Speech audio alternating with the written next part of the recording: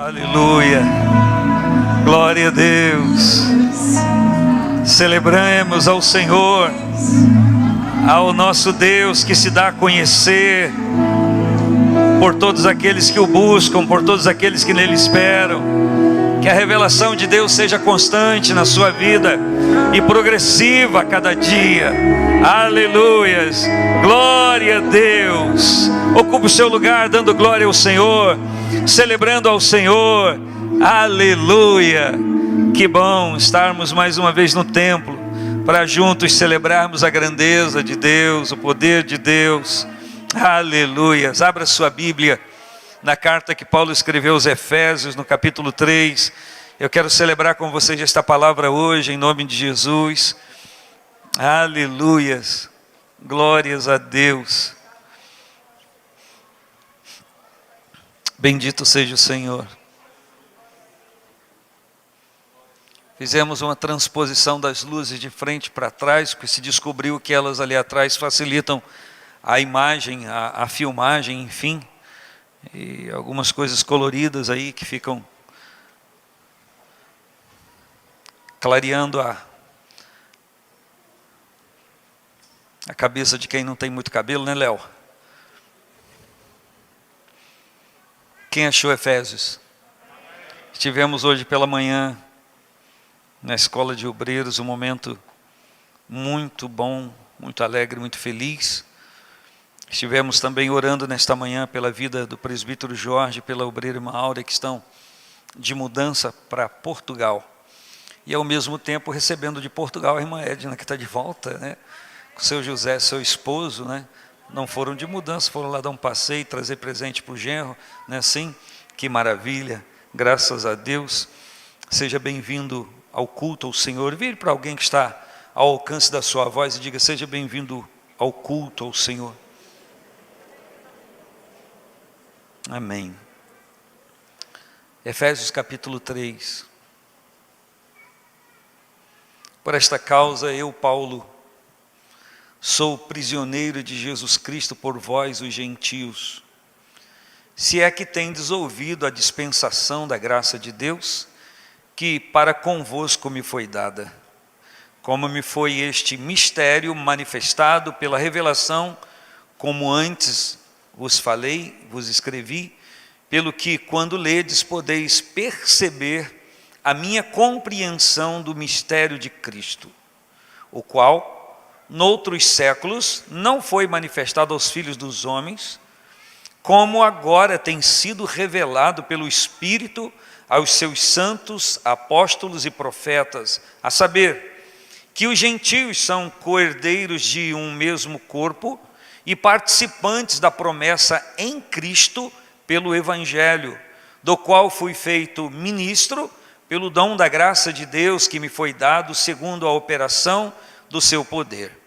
A mim, o mínimo de todos os santos, me foi dada esta graça de anunciar entre os gentios, por meio do Evangelho, as riquezas incompreensíveis de Cristo, e demonstrar a todos qual seja a dispensação do mistério, que desde os séculos esteve oculto em Deus que tudo criou, para que agora, pela igreja, a multiforme sabedoria de Deus seja conhecida dos principados e potestades nos céus, segundo o eterno propósito que fez em Cristo Jesus nosso Senhor, no qual temos ousadia e acesso com confiança pela fé nele. Portanto, vos peço que não desfaleçais nas minhas tribulações por vós, que são a vossa glória.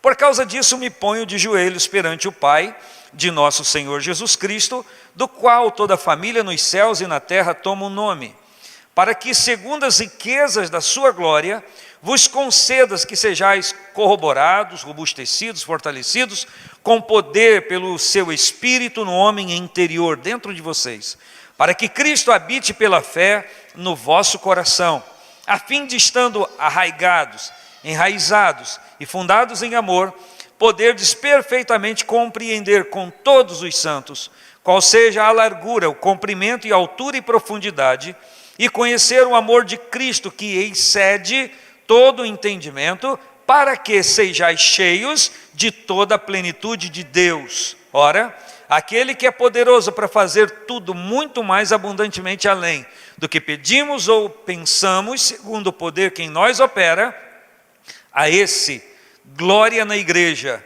por Jesus Cristo, em todas as gerações e para todos sempre. Amém. Curve a sua fronte, ore comigo, Pai.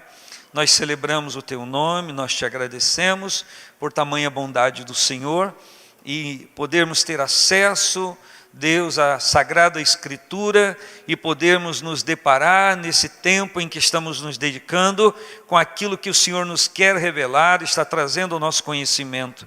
Desvenda, Senhor Deus, os nossos olhos para apreciarmos a Tua palavra, mas age na nossa alma, age no nosso ser interior, para que todo travamento, toda resistência, Senhor, de nos ocuparmos com a Tua palavra, seja tirada, neutralizada, banida da nossa vida, e que haja em nós um prazer, uma alegria grande, uma fome, uma sede, um desejo, uma vontade de conhecer aquilo que o Senhor tem revelado nesse tempo, pelas Sagradas Escrituras, Senhor. E orando, nós nos colocamos todos diante do Senhor, para que tenhamos todos acesso a esta mesa.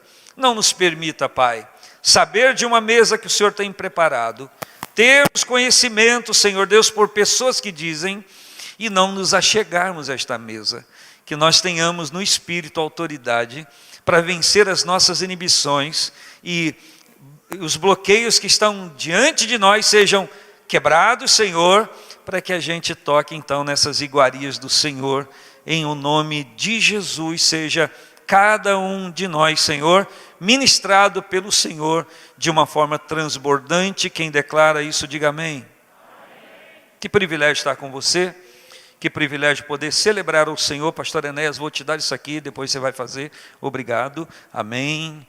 Que privilégio podermos celebrar ao Senhor em nome de Jesus. Antes então de considerações sobre esse texto, o propósito da carta de Paulo aos Efésios, só cobrar os irmãos um pouquinho. Você que trabalha num setor da igreja, em qualquer setor da igreja, seja qualquer função que você tenha, é muito necessário que no próximo terceiro domingo de agosto você esteja aqui. A gente tem reiteradas vezes falado isso aos irmãos. Hoje pela manhã teve um número muito interessante de irmãos aqui celebrando o Senhor, mas podia ser muito maior se você tivesse vindo, e é uma necessidade de você estar. De vez em quando entendemos, ouvimos pessoas com dúvidas, querendo saber coisas da igreja, a visão da igreja, o dia a dia, que não é retratável, que não é comunicável apenas por uma conversa de uma hora até de um dia inteiro.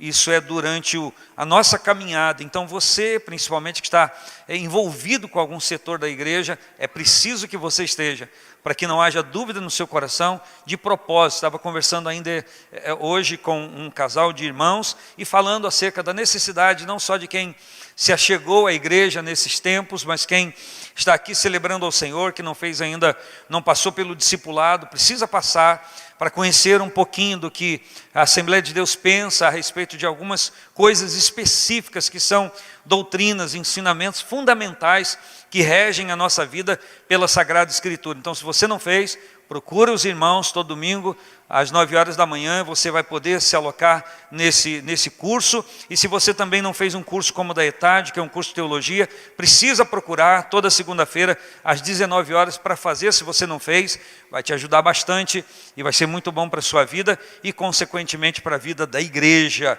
Quem entendeu? Porque, na verdade, nós precisamos conhecer ao Senhor. E nós precisamos nos utilizar das instrumentalizações que Ele deixou para a gente ter essa revelação. Ainda no início do culto, estava declarando aos irmãos aquele versículo de 1 João capítulo 3, versículo 2, que eu quero repetir. Quando João diz: amados, agora somos filhos de Deus, e ainda não é manifestado aquilo que havemos de ser. Mas sabemos que quando Ele se manifestar, seremos semelhantes a Ele, assim como Ele é, o veremos. Então, existe um nível de conhecimento de Deus que está oculto para nós, não é comunicável nesse tempo, nesse momento que nós estamos vivendo, nesse invólucro, nesse corpo. Mas existe, irmãos, muita revelação, muita informação de Deus, que eu e você precisamos saber e conhecer, para que a gente possa não só entender, compreender, mas nos utilizarmos desse envolvimento através dessa revelação, para que a gente vença tudo aquilo que se interpõe na nossa vida entre o nosso relacionamento com Deus, tudo aquilo que tenta ser cunha, bloqueio, restrições à nossa vida. E se nós nos negarmos ao conhecimento de Deus, primeiramente, primariamente, por sua palavra, nós estamos negando a nós mesmos uma vitória da luta que a gente pede ao Senhor e ora, e clama, e pede gente para orar, para que ore por nós, para que interceda por nós, para que a gente possa vencer. Então, se eu posso dizer assim, todo o mecanismo de vitória, todo o processo de vitória está revelado aqui para você. Então, enquanto alguém se omite ao conhecimento revelado por Deus através das Escrituras, omite-se a sua própria vitória, e não vitória corriqueira da vida humana, mas a vitória de vencer a carne, a vitória de vencer qualquer mal desta vida que se opõe a Deus, e romper tudo isso, dando glória ao nome do Senhor, e não se perder com perdas da vida humana. Tem muita gente nesse tempo se perdendo com perdas da vida humana, com restrições da vida humana, se restringindo ao próprio Deus, se restringindo ao próprio Senhor.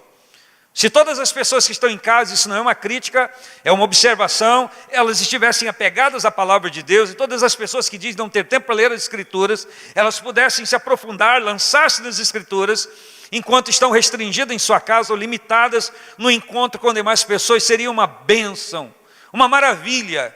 Mas infelizmente as pessoas não ocupam tempo com isso. A maioria das pessoas não se ocupam em estar diante da revelação de Deus por sua palavra.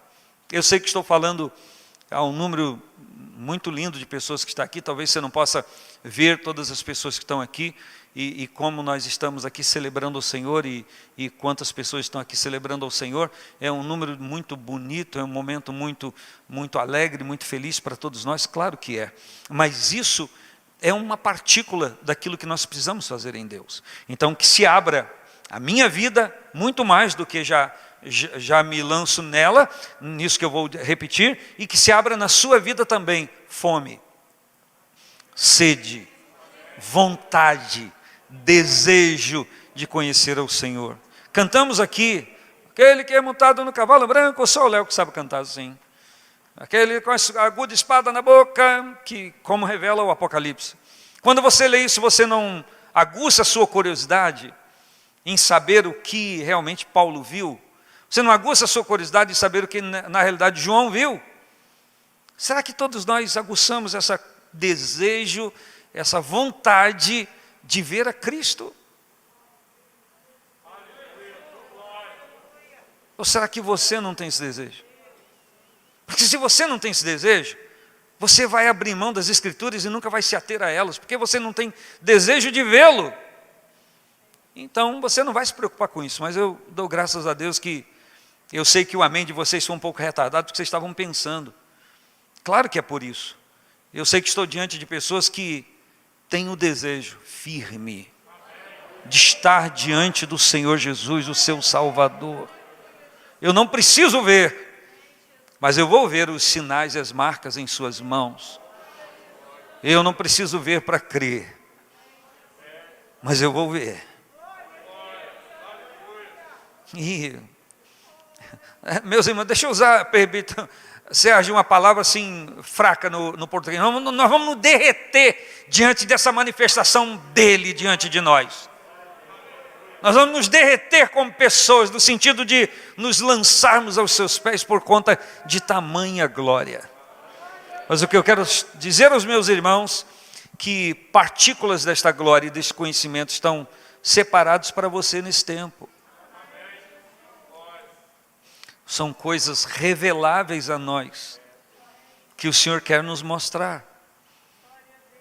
E eu e você não podemos nos omitir a isso, porque estas revelações do Senhor são autoridade e poder na nossa vida, para a gente suplantar qualquer coisa que conspire contra o nosso relacionamento com o Senhor. Deus nos traz todas as informações e todo o nível de conhecimento que precisamos, para nós suplantarmos, vencermos quaisquer níveis ou qualquer nível de tribulação ou de aflição na nossa vida, a ponto de não cairmos, mas nos mantermos firmes no Senhor, por causa da sua revelação. Se não há revelação, se não há um nível de relacionamento crescente por conta da revelação, e um vai trazendo o outro, o povo perece. A palavra diz que sem profecia o povo vai perecer, vai cair, vai voltar atrás. E como o povo da história antiga, antes da manifestação do Verbo eterno, ansiava pela manifestação da palavra através do profeta. A Bíblia chega ao cúmulo de dizer que o Senhor chama Samuel, e ele, por ser novo e nunca ter tido uma experiência daquela, ele atribui a fala de Deus ao sacerdote que já estava velho. E ele vai ao sacerdote para dizer: eu estou aqui, por que você me chamou? Porque ele não tinha conhecimento. A palavra não havia sido revelada a ele ainda objetivamente. E ele atribuía a fala de Deus ao nível humano de outra pessoa. E nós, nesse tempo, com toda a fartura de informação que temos, corremos o risco de ouvir Deus falar conosco e atribuirmos a fala de Deus a uma pessoa comum, a uma pessoa que não tem autoridade como o Senhor tem. Pelo contrário, não é nem dizer que a pessoa não tem autoridade como o Senhor tem, é dizer que não tem nenhuma em relação a toda a autoridade que Deus tem para ministrar na nossa vida. Então, que quando Deus falar, e Deus fala sempre, eu e você estejamos atentos à sua voz. Quando Deus ministrar, que nós estejamos totalmente submissos a essa ministração, para nos encaminharmos debaixo desta orientação que Deus tem para nós. Você pode receber esta palavra e declarar como verdade para a sua vida? Pois bem, na carta aos Efésios que Paulo se ocupa em dizer aos irmãos da revelação de Deus à sua vida e do mistério que esta revelação de Deus aos homens traz, do propósito de Deus, mas também de falar aos irmãos o seu ministério, que era lhes falar abertamente e ser canal também desta revelação, daquilo que Deus estava e queria e faria na vida deles a partir do momento que eles compreendessem isso. Porque não podemos gerir nosso reconhecimento, nosso relacionamento com Deus, não podemos governar nosso relacionamento com Deus, não podemos manter nossa comunhão com o Senhor por emoções.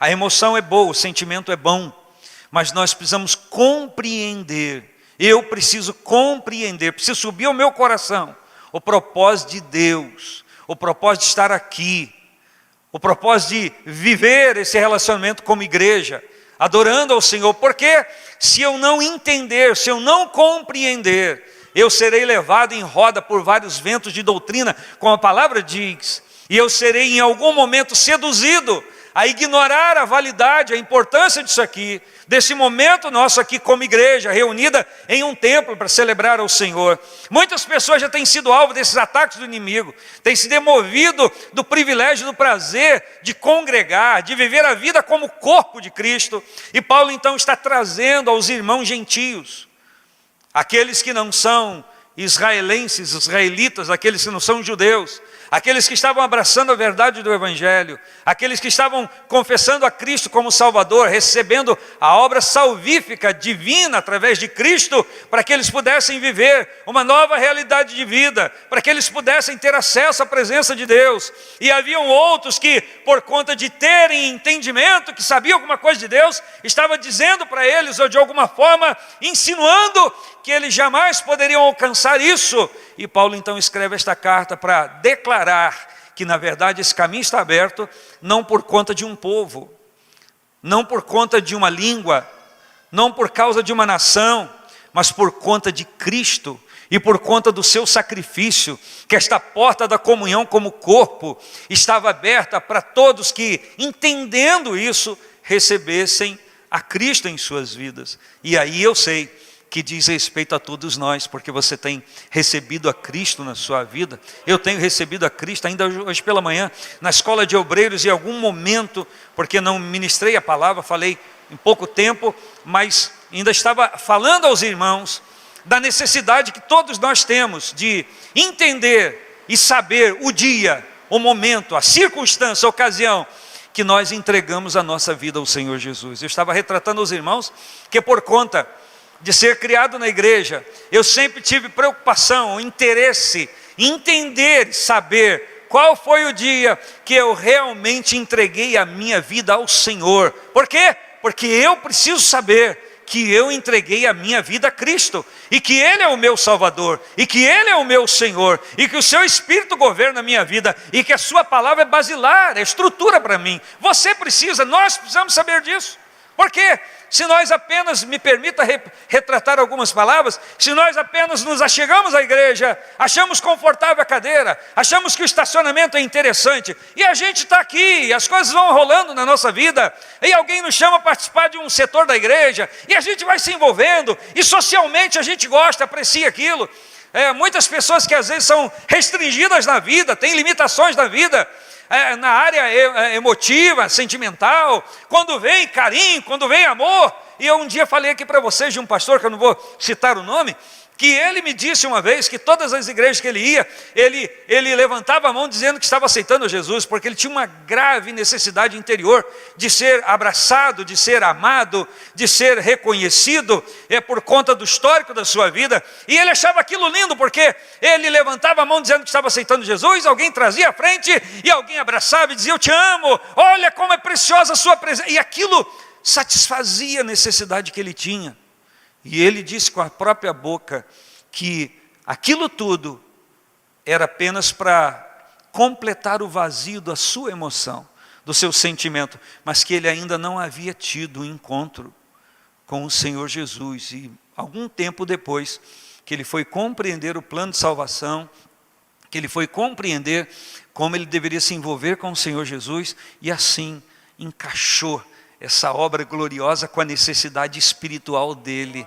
Nós estamos em Cristo não por conta de satisfação de emoções, de sentimentos, mas nós estamos em Cristo por conta de uma necessidade de satisfazer uma sede, uma fome espiritual, de compreendermos que estamos aqui, daqui sairemos um dia e algo glorioso está preparado para mim, para você. Nós temos que ter isso em mente. Tendo isso em mente, nada, nenhum abalo vai roubar nosso relacionamento com o Senhor, porque nós não estamos em Cristo, firmado em Cristo, porque a política nos abençoa, porque o salário é bom e porque a gente não tem pereba na perna. Me permita repetir isso.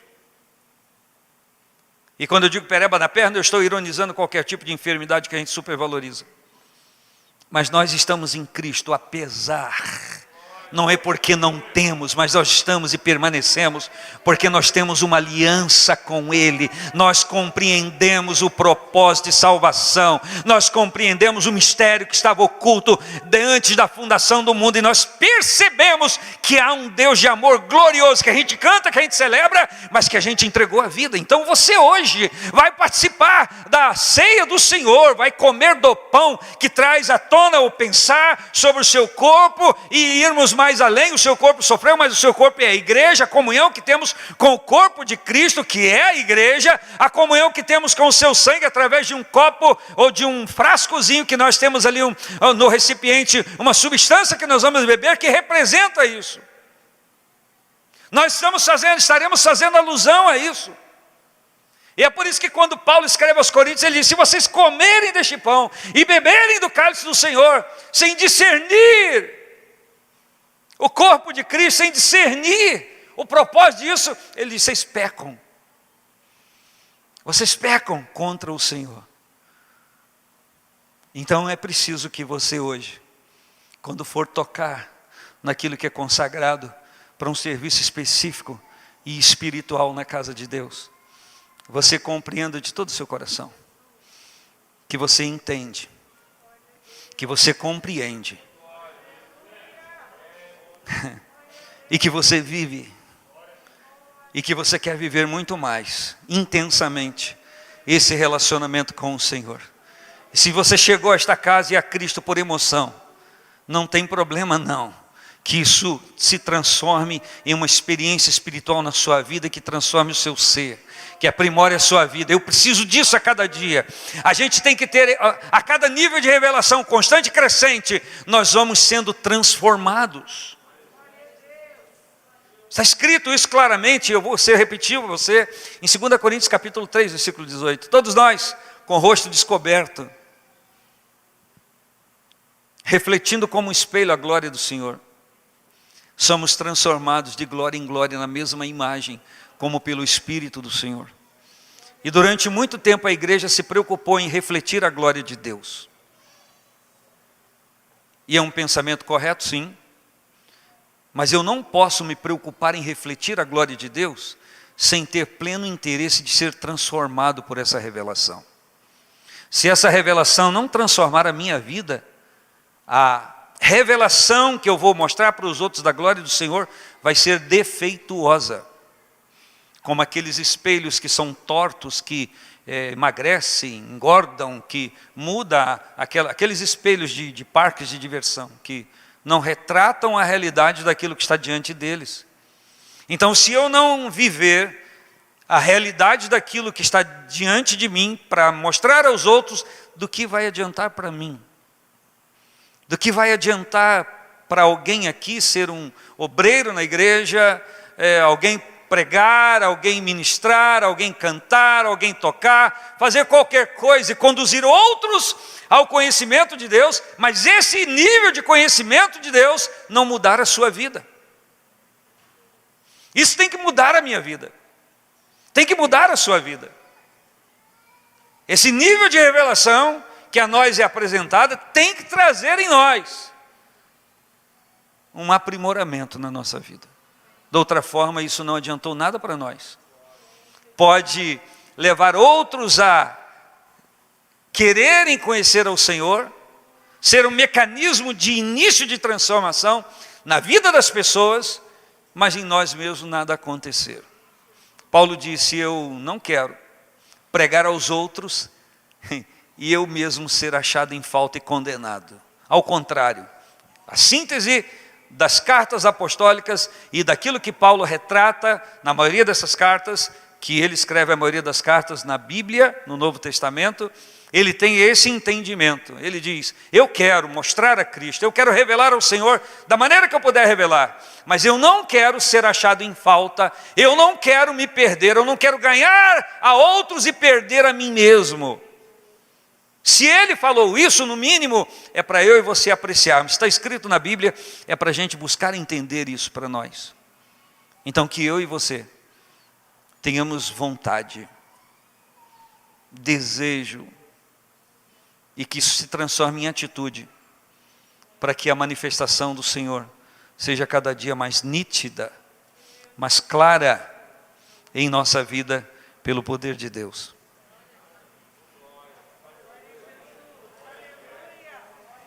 E é nessa epístola aos Efésios que ele diz que nós somos destinados previamente para ser como Cristo é.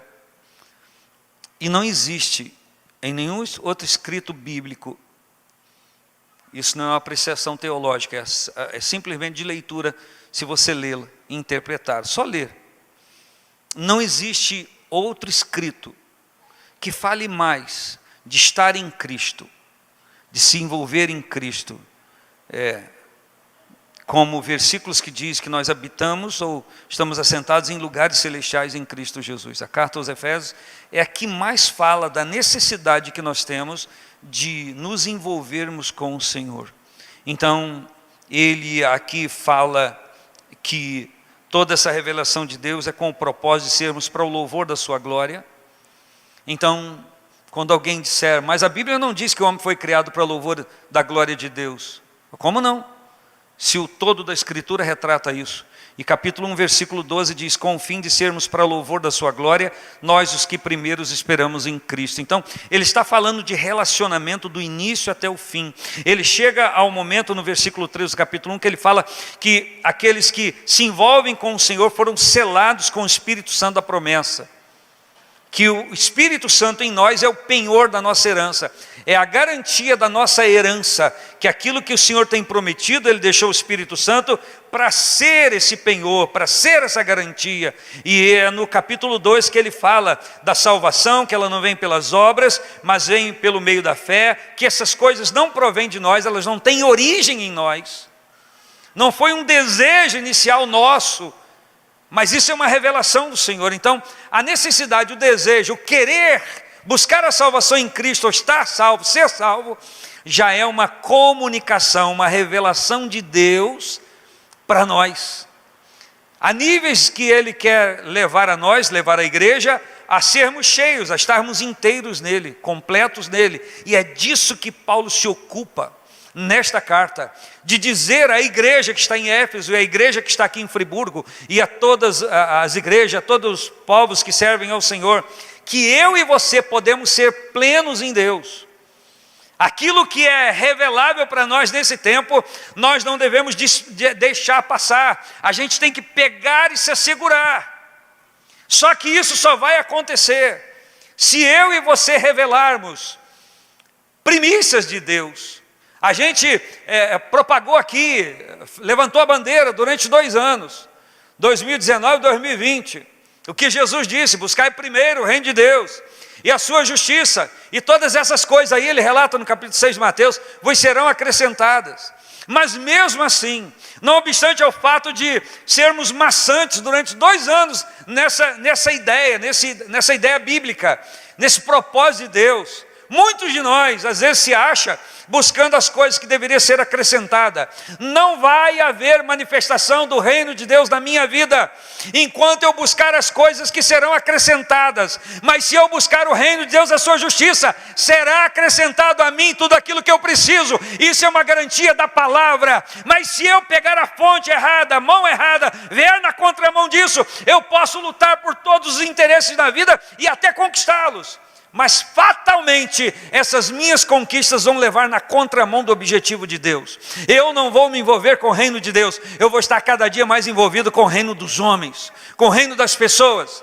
E é por estarmos, muitos de nós, ou por muitos daqueles que dizem ter fé no Senhor, estarem tão intensamente envolvidos com o reino dos homens, ao invés de levarmos esta revelação para fora da igreja, das 4 paredes da igreja, para que alguém possa conhecer, nós trazemos o nível de conhecimento para dentro da igreja, do nível de conhecimento humano, e ao invés desse poder dessa revelação, atingir quem está fora, a racionalidade e a busca pela satisfação humana entra na igreja. Prova disso, que existe aqui um escrito, Tiago se ocupa disso, para falar de guerras e dissensões, e de combates que existem não fora da igreja, mas dentro da igreja, da luta. Eu estou aqui num culto de celebração da ceia, num culto da família, num culto para a gente pensar a nossa fé, para a gente repensar nosso relacionamento com o Senhor, e eu tenho que discernir até que ponto isso que vem de fora para dentro da igreja está me atingindo. Porque se alguma coisa que é racional, que é humanista, está me atingindo, significa que eu estou vazio em algum momento de Deus, eu não estou pleno do Senhor. Porque se eu estiver pleno, essas coisas podem até tentar me atacar, mas elas não vão me contaminar, porque eu estou cheio do Espírito Santo, eu estou cheio da revelação de Deus, eu estou plenamente envolvido com Ele. Estão entendendo o que estou dizendo? Isso é grave demais. Ao invés da glória de Deus sair às 4 paredes, para tocar pessoas fora e atraí-las ao Senhor, o terror, a fragilidade da vida humana está entrando e pegando muitas pessoas que dizem que têm fé no Senhor, que têm relacionamento com o Senhor, mas demonstram a cada dia que, na verdade, o relacionamento com o Senhor é derivado da seu nível de satisfação humana. Eu estou feliz, estou alegre, eu cultuo. Eu não estou feliz, não estou alegre, eu não cultuo. Porque não são movidos pela revelação que vem de Deus.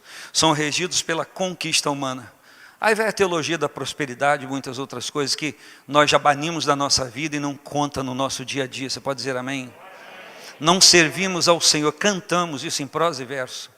Se Ele fizer, Ele é Deus. Se não fizer, Ele continua sendo Deus. Se Ele der, tá beleza. Se Ele não der, é com Ele, não tem problema. A gente canta isso. Mas pensa, quantas vezes isso se torna uma realidade para você? Quantas vezes seu humor muda por conta disso? Eu não estou dizendo humor muda em um breve momento, mas estou dizendo que fica aquilo remoendo um tempão. Você não consegue se livrar daquilo. Isso é o quê? Isso é influência da revelação de Jesus? Não. Isso é influência da revelação do nosso contato com o mundo, com as coisas mundanas, com as coisas que são inerentes à natureza humana decaída. Mas quando nós chegarmos a um nível de compreensão e de revelação, de envolvimento com o Senhor, essas coisas serão banidas paulatinamente da nossa vida. Eu profetizo para mim e para você, em o nome do Senhor Jesus, que o nível de relacionamento com o Senhor aumente pelo nível de revelação dele à nossa vida, e que nós vamos viver sentindo as mesmas coisas que sentimos, mas elas serão reputadas a um nível muito menor de importância, porque nós estamos interessados na revelação do Senhor. Isso não é uma utopia, isso não é viver uma vida louca, doida, não, mas é pensar naquilo que é eterno e que é fundamental para nós. Que eu seja despertado, que você seja despertado. A oportunidade está aqui para mim e para você. E Paulo então fala no capítulo 2 da salvação por meio da fé, que é graça de Deus, não é fruto de alguma coisa que alguém possa fazer, que nós não iremos sacramentar, me permita dizer, a nossa salvação, nosso relacionamento com o Senhor, por conta daquilo que fazemos. Elas são uma correspondência sim da fé, que a fé sem obra é morta, a gente sabe disso, mas ela parte de compreensão do amor de Deus revelado por Cristo Jesus. E ele fala então aos irmãos que estavam em Éfeso, não a cidade, mas aos irmãos que serviam o Senhor, que estavam morando na cidade. Ele diz que eles viviam sem esperança. Viviam sem esperança no mundo. O versículo 12 do capítulo 2 fala isso. Que estavam separados, estranhos ao concerto da promessa, não tendo esperança e sem Deus no mundo. Em nome de Jesus, encha o seu coração de esperança, tenha fé e viva a esperança de Deus na sua vida. O problema é lançarmos a nossa esperança naquilo que é transitório. Então Paulo escreve essa carta para dizer para eles: vocês não tinham esperança, vocês não tinham, mas agora vocês têm. Ele diz no versículo 13: agora em Cristo, vocês que estavam longe, agora pelo sangue de Cristo chegaste perto. Porque ele está falando de separação entre Deus, ele fala de povos que estavam estranhos um ao outro, de pessoas que levantavam parede de separação, mas no versículo 15 do capítulo 2 ele explica que ele não está falando de um nível de separação que faziam dois povos se degladiarem e pensarem diferente. Ele está falando que na carne o Senhor Jesus desfez a inimizade e ele abriu caminho para que as pessoas pudessem ter relacionamento com Deus. Quando ele fala de inimizade, separação pelo pecado, ele está falando de separação das pessoas com Deus. E no versículo 16 ele fala que através do seu ato na cruz, do seu sacrifício ao ser pregado na cruz, ele por esse ato, ele reconciliou as pessoas, todas as pessoas que estavam longe de Deus, ele as reconciliou em Deus em um corpo. Em um corpo. Eu estou vendo aqui gente usando camisa amarela com preto. Hoje de manhã tinha um irmão usando uma camisa rosa, pink, era o diácono Alain. Até falei com ele para ter cuidado, se o pastor Zé Iris visse seria um problema para ele. Estou vendo aqui outras pessoas com camisa rosa também, um já tapou para eu não ver. Estou vendo aqui gente com laranja, quase abóbora. Então essa é a nossa demonstração daquilo que está na nossa mente, daquilo que que a gente aprecia na vida, aquilo que a gente gosta. Nós temos níveis de escolhas diferentes. Uns fazem uma coisa, outros fazem outra. Mas o que Paulo escreve aqui aos Efésios é que em Cristo, não obstante essas diferenças, nós formamos um corpo e matamos a inimizade. É uma coisa que é quase simultânea. Temos diferenças, temos coisas que observamos um no outro que gostamos, não apreciamos outras, e aí ele nos leva a Cristo. Paulo diz: vocês não vão conseguir paz um com o outro através da aceitação do outro. Vocês vão conseguir paz e formar um corpo quando vocês todos se reunirem em Cristo. Em Cristo vocês alejam as vossas diferenças. Em Cristo vocês são transformados. Em Cristo você pode, eu estou parafraseando, você pode usar uma roupa amarela e outra rosa pink. Não vai fazer diferença em Cristo, porque nós estamos em Cristo. E essas coisas serão, claro, a partir do pressuposto da compostura, da ordem, da decência, da lisura de um comportamento humano. Claro que é baseado nisso também, mas em Cristo, qualquer diferença nossa será superada e resolvida. E se nós temos dificuldades a oferecer para resolver qualquer coisa, significa que alguém está meio complicado em se relacionar com Jesus, porque ainda está levantando coisas que não deveriam levantar, porque existem coisas muito mais preciosas que nos unem do que coisas que nos desune ou que nos afasta. E as coisas que nos afastam, elas deveriam, segundo a palavra de Deus, deveriam ser desprezadas. E nós deveríamos nos apegar àquilo que nos une. Então o que Paulo está se esforçando para dizer, que ele recebeu a revelação de Cristo, ele está sendo fiel a ela, de tentar comunicar à igreja, a esse povo, que eles eram um corpo em Cristo, que eles eram um corpo no Senhor, que a barreira da separação já foi resolvida e desfeita através do entendimento da obra de Cristo, da obra salvífica de Cristo. Ele chega a dizer aqui no versículo 18 que por ele nós temos acesso ao Pai em um mesmo Espírito, ou seja, o Espírito que me move a ter acesso a Deus é o mesmo que move você. Então, o poder que me leva à presença de Deus é o mesmo poder que leva você. E que seria impossível nos achegarmos como corpo, sermos movidos a isso, se não fosse o mesmo Espírito operando na nossa vida. E o que ele está tentando dizer à igreja é que se o mesmo Espírito está movendo a nossa vida, então nós temos a parte principal igual, idêntica em nós. É o mesmo Espírito que está fazendo de nós um corpo em Cristo. E ele então diz que por essa obra nós não somos mais estrangeiros nem forasteiros, mas nós somos concidadãos dos santos e da família de Deus. E se há um grupo que é concidadão dos santos, significa que a base do relacionamento tem que ser na santidade. Se as cartas apostólicas identificam aqueles que entenderam a obra salvífica e pelo Espírito buscam o Senhor para viver em novidade de vida, o que ele está dizendo é que essas pessoas são santas. Elas são separadas para servir ao Senhor e elas são família de Deus. Então eu não julgo você nem você a mim, embora de vez em quando alguns de nós façam isso. Mas o que eu tenho que entender e compreender que você decidiu separar-se para servir ao Senhor e por isso você é um santo de Deus, uma santa do Senhor.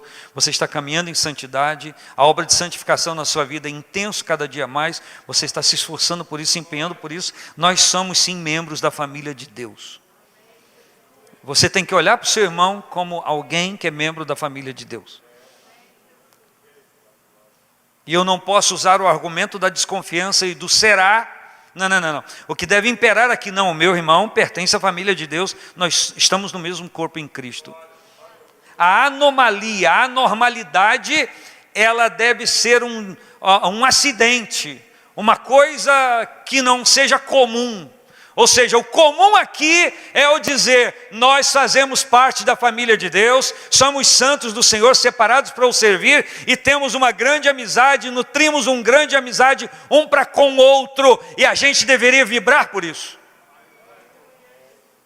A gente não deveria somente chorar e dizer, recebi um novo coração do Pai, e cantarmos isso. E aí olharmos para o outro, chorarmos, abraçarmos, perdoar, receber perdão, aquele negócio todo. Mas a prática nossa é e deve ser viver isso aqui. O contrário é anomalia no corpo, é presença estranha, alheia ao corpo, que não deveria estar. Você pode compreender isso? Então, quando na sua mente passar algo disso que estou dizendo, que é contraditória à revelação do Senhor na nossa vida, você tem que fazer o quê? Repreender. Nós estamos trabalhando na quarta-feira, como é que é o título mesmo? Batalhas na mente. Vencendo batalhas na mente, as guerras da mente. Então, em nome de Jesus Cristo, você tem que vencer, porque esta é uma guerra, é uma batalha na sua mente. Você precisa vencer e dizer: não, eu não aceito pensar isso do meu irmão, eu não aceito falar isso do meu irmão, eu não aceito sequer admitir que ele seja assim. Eu quero profetizar sobre a vida dele e declarar que, se na realidade tem alguma coisa acontecendo, ele vai ser mudado pelo poder de Deus, porque eu quero vê-lo erguido na presença do Senhor. Não importa de que igreja seja, não importa que pastor seja, que família, não importa. Importa que nós somos concidadãos dos santos. Nós somos da família de Deus e nós nos amamos. Você ama o seu irmão, embora não coabite com ele, não esteja na casa dele sempre ou raramente, ou nunca vai estar. Mas essa pessoa é amada do seu coração, porque o que mudou a vida dela foi o mesmo que mudou a sua vida. Se nós conseguirmos nos olhar desta maneira, nós vamos cumprir a principal revelação de Deus à igreja, que é caminharmos juntos como um corpo, como um organismo vivo, que flui através de nós, em nós e através de nós, o poder do Senhor Jesus, a graça do Senhor Jesus. E ele então, no finalzinho do capítulo 2, fala de crescimento, de edificação. E ele diz que ele foi eleito para isso, para trazer essa notícia. E ele inicia a leitura que fiz com vocês do capítulo 3, dizendo que por essa causa, ele diz uma palavra forte: eu sou prisioneiro de Jesus Cristo por vós os gentios. Ele diz: eu estou ligado a Cristo, eu entendi o meu ministério, ou seja, o ministério do Senhor através de mim, de revelar o mistério, ministério de revelar o mistério, de contar o mistério que esteve oculto desde antes da fundação do mundo. E ele fala no versículo 4, pelo que quando ledes podeis perceber a minha compreensão do mistério de Cristo. E é no versículo 18 desse mesmo capítulo 3 que ele diz que vocês possam compreender perfeitamente com todos os santos, com todos aqueles que entenderam a obra salvífica e a abraçaram e estão vivendo. Que a gente, ele está dizendo que a igreja possa compreender junto qual seja a largura, o comprimento, a altura e a profundidade, ou seja, a dimensão, a abrangência desse mistério de Deus que ele está agora trazendo a revelação para eles. Disso que ele foi revelado e agora ele está contando para a igreja, está contando para mim e para você, que eu e você temos que compreender a dimensão desse mistério do Senhor, que se nós não compreendemos essa dimensão, nós vamos extrapolar essa dimensão e nos omitirmos a ela. O que ele está tentando dizer que a dimensão desta revelação, desse mistério do Senhor, envolve toda a nossa vida, e nós podemos sim estarmos sempre envolvidos com esse mistério, com esta revelação, com esta obra do Senhor, sem nos desprendermos dela, embora atravessemos qualquer tipo de luta na vida humana. Se você não compreender isso, se eu não compreender isso, jamais nós seremos em Deus o que nós precisamos ser. Por isso que algumas vezes nós vemos ou nos deparamos com circunstâncias, situações que a gente não atribui aquele problema sendo abarcado pela dimensão da revelação. Quando eu digo isso não tem jeito, eu estou dizendo, o mistério que foi revelado não alcança essa circunstância. Então eu estou negando, eu estou dizendo que é impossível que o mistério revelado de Deus possa resolver qualquer problema entre nós. Escute, o propósito do Senhor para a igreja é tão poderoso que resolveu um problema insolúvel eternamente para nós, e esse mistério revelado à igreja tem poder para abarcar qualquer assunto entre nós e dissolvê-los no poder do amor. Eu vou repetir, dissolvê-los no poder do amor. E nesse tempo nós estamos usando muito aquele efervescente C com zinco que põe lá, e já ensinei para vocês, espreme um limãozinho ali que fica saboroso, fica muito gostoso, apetitoso para tomar. E o amor de Deus, quando esses problemas encontram o amor de Deus, eles vão se dissolvendo dessa forma, eles deixam de ter corpo, eles deixam de existir por conta do nível do mistério revelado, que nós, não obstante as nossas diferenças, podemos ser um corpo em Cristo. Jesus morreu por isso. Jesus morreu por isso, para derrubar esta parede de separação. Então, quando eu me omito a isso, eu estou negando a eficácia também do sacrifício de Cristo. Porque o sacrifício de Cristo aconteceu para me salvar a partir do momento que eu compreender o projeto de salvação, mas também para te salvar. E num grupo de pessoas que entenderam isso, são o corpo de Cristo. E se eu não entender que esse poder, que esse mistério, que esta revelação, que esta notícia celestial é poder para dinamitar qualquer embargo em nossa vida, em nosso relacionamento, estou negando sim um dos aspectos da eficácia da morte de Cristo na cruz do Calvário. Então que a gente, em nome do Senhor, lance esses muros por terra, e que a gente se erga nesta revelação e a gente cumpra o propósito de Cristo. É fácil?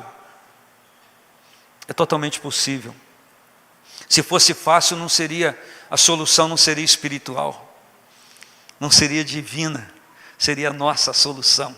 Mas porque é difícil e impossível a carne, ela é possível no Espírito e na unção de Deus para a nossa vida. Que eu e você nos deixamos mover pelo nível de revelação que o Espírito tem trazido à igreja nesse tempo. Você pode dizer amém? Então, ele diz que esta revelação, olha só como é que é clara a palavra.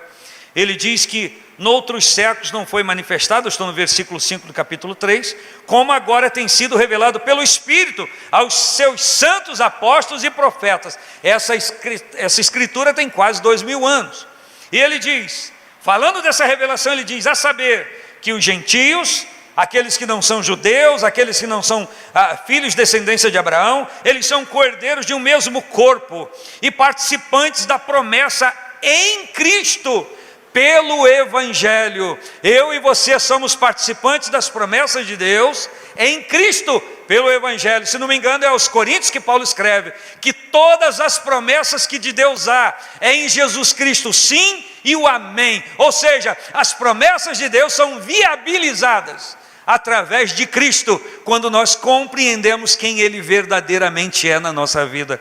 Se nós apenas acreditarmos no Cristo, no Jesus histórico, se nós apenas vemos-lo pelaquilo que a história secular diz e declara, se nós apenas vemos ao Senhor Jesus como a maioria das pessoas retratam, nós não alcançaremos a revelação.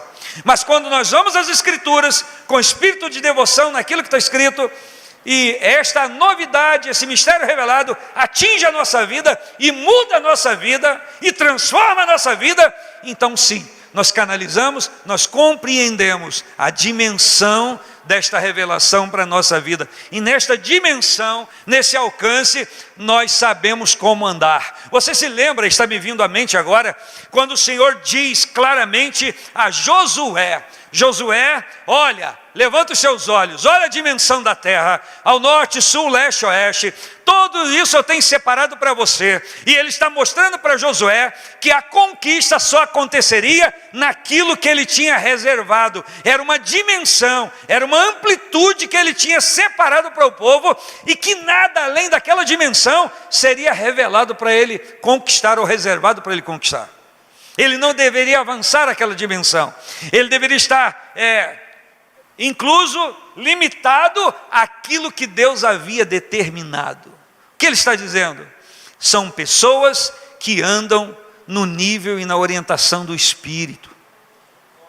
São pessoas que compreendem a dimensão do relacionamento com Deus e sabem até que ponto podem ou devem ir E tanto eu como você sabemos que o bom da dimensão não é percorrer todas as extremidades, mas é na maioria do tempo estar no centro daquela dimensão, porque quanto mais no centro daquela dimensão, nós estamos mais distantes da limitação.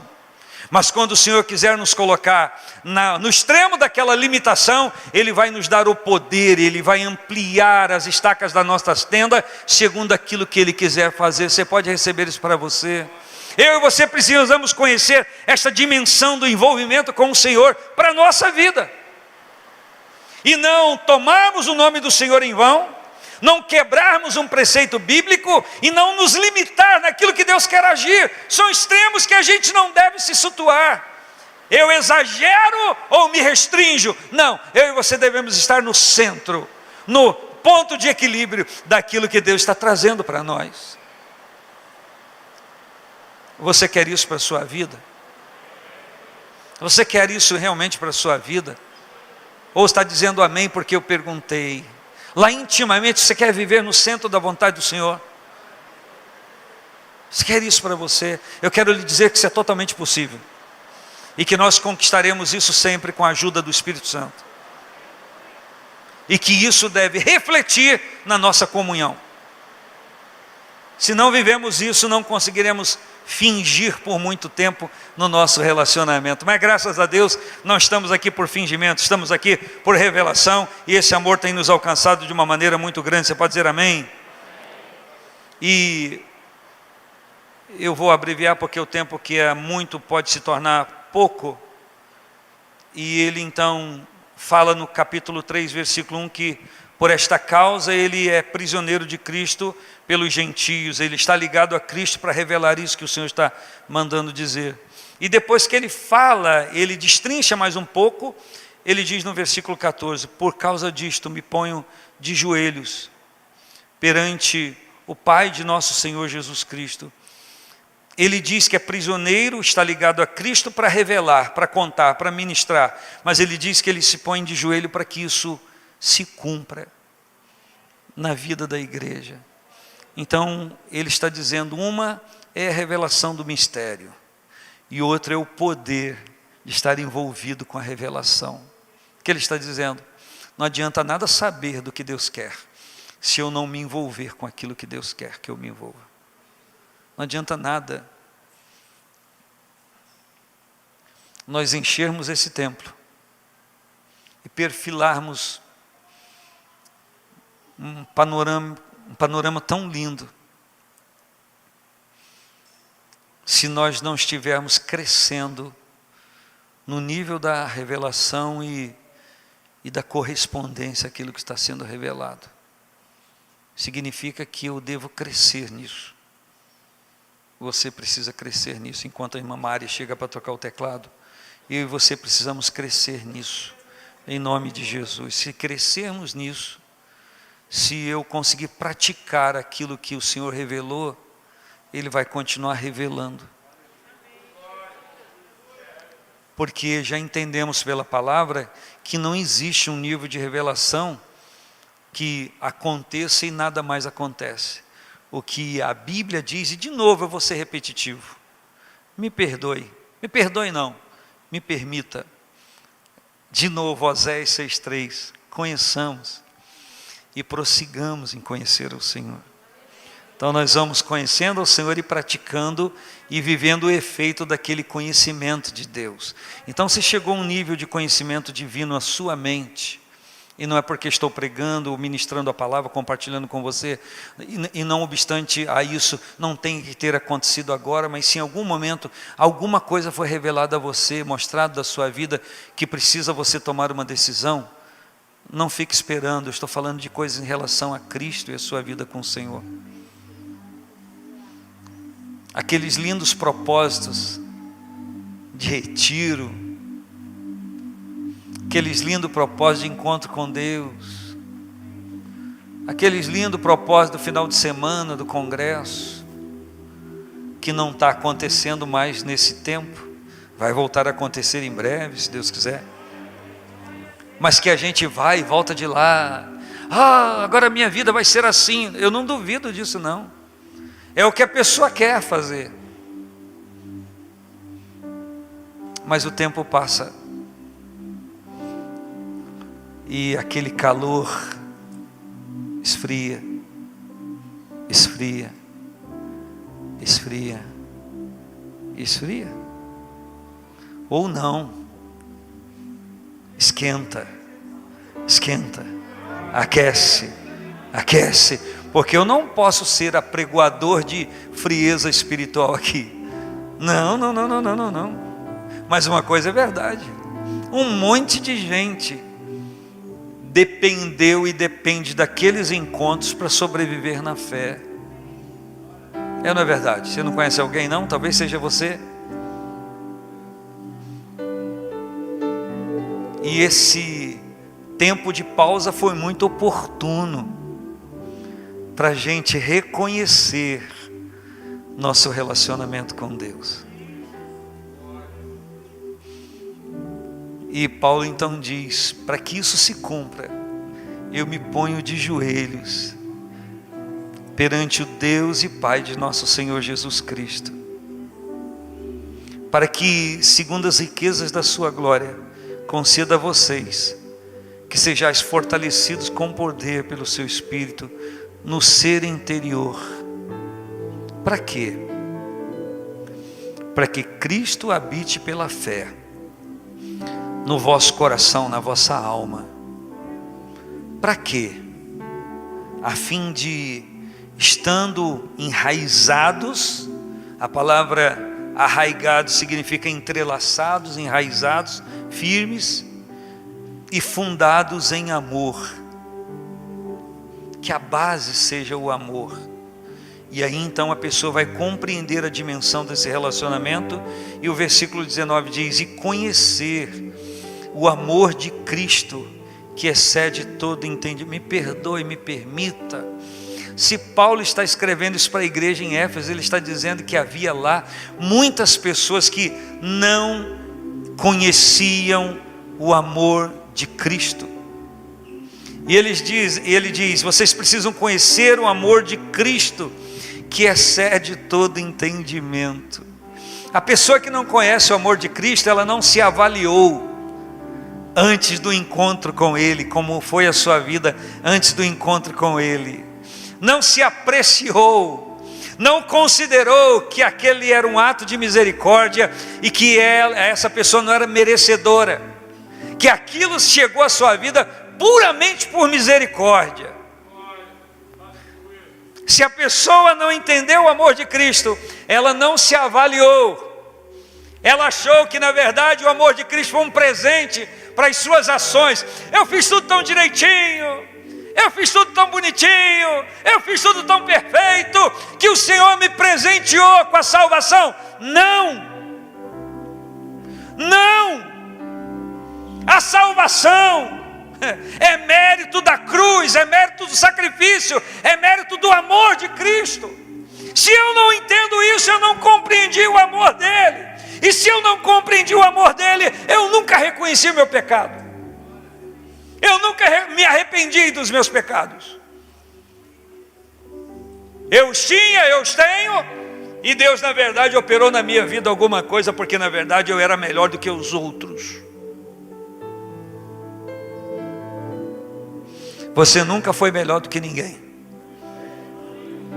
Em relação à misericórdia do Senhor e o amor de Cristo, você nunca foi melhor do que ninguém. E larga de ser babão pensando que é melhor hoje, porque você continua não sendo melhor do que ninguém.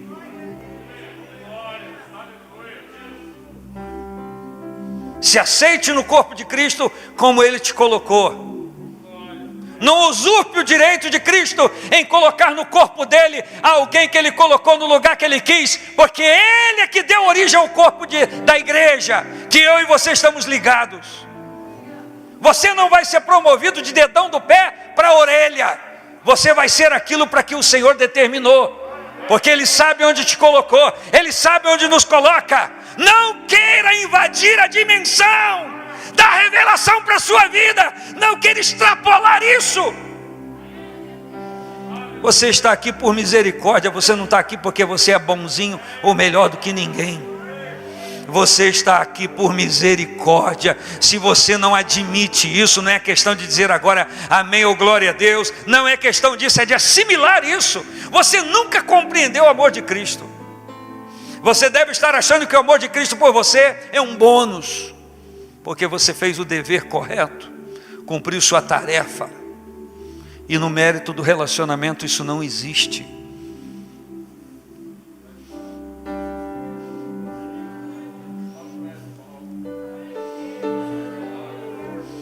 Se a cada dia que eu amanhecer eu disser obrigado, Senhor, por tua misericórdia. Eu não amanheci hoje porque eu mereço. Eu não estou sentindo o Senhor presente na minha vida porque eu mereço. Eu estou sentindo porque o Senhor é muito bom. Oh glória, oh aleluia.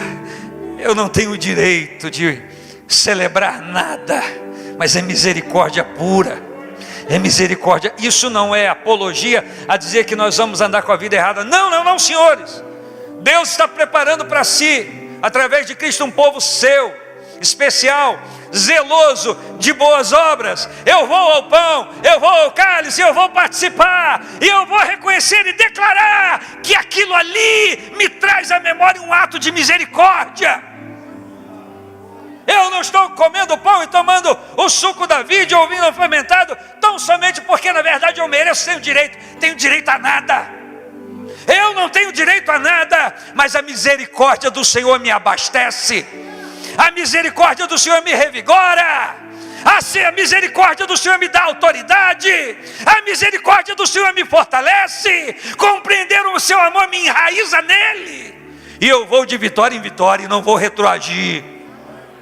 Você não vai retroagir. Diga, eu não vou retroagir. Diga para o seu irmão, aponta o dedo, você não vai retroagir. Por causa disso eu me ponho de joelhos. Eu quero concluir aqui perguntando a você: que motivações há no seu coração para se colocar de joelhos diante de Deus? E quando eu digo se colocar de joelhos, se postar de joelhos, eu não digo uma questão física, que pode ser e é muito boa de se fazer, mas eu falo de submissão. Eu falo de honra à vontade de Deus como imperiosa para a sua vida. Eu falo não de retribuir alguma coisa a Deus, mas de corresponder ao seu amor. Em correspondência ao seu amor, eu me coloco de joelhos, eu me submeto, porque eu sei que essa submissão é um nível do conhecimento do mistério que me faz estar envolvido no seu amor, na dimensão do seu amor. Eu gosto quando Paulo diz, por causa disso me ponho de joelhos. E analisando esse versículo, eu entendo que ele está dizendo, eu não me ponho de joelhos por qualquer coisa. Eu não me ponho de joelhos sem ter um propósito. Ele diz, por causa disso me ponho de joelhos. E aqui é claro que ele está falando que ele ora, que ele clama. Eu estou orando, eu estou clamando, estou me derramando diante do altar de Deus com esse propósito. Eu estou trazendo diante do Senhor algo firme que eu coloquei e algo que eu me posicionei diante dele. Não é cumprir aquele ditado antigo, ajoelhou tem que rezar, não é isso não. Mas é ter propósito. E eu quero perguntar a você, e essa pergunta também tem que vir para o meu coração. Eu tenho propósitos nesses tempos, nesses dias com Jesus e com relacionamento com Ele?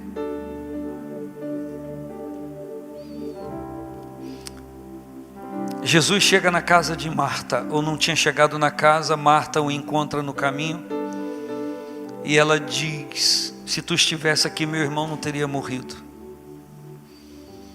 Daqui a pouco Maria se encontra com Jesus, e ela diz a mesma coisa, mas antes de dizer, a Bíblia diz, e Lucas escreve, que ela se prostra diante dele.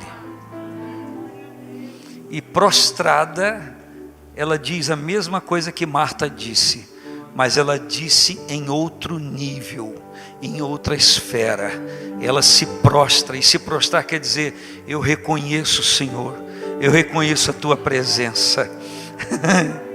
Ela se prostra e ela diz: se o Senhor estivesse aqui, meu irmão, olha só, eu duvido que a tonalidade de voz da Marta foi igual da Maria. Eu duvido que foi.